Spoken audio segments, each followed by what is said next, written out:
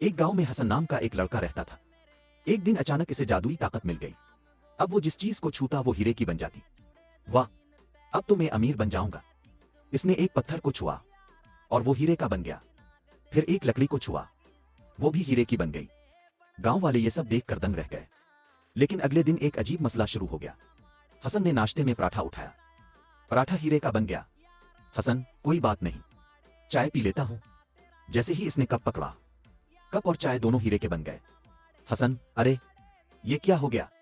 मैं शायद दुनिया का पहला आदमी हूं जो हीरे खा खा कर भूखा मर जाएगा। आखिरकार हसन इस जादूगर के पास गया जिसने इसे ये ताकत दी थी। जादूगर, क्या हुआ? तुम तो अमीर बनना चाहते थे।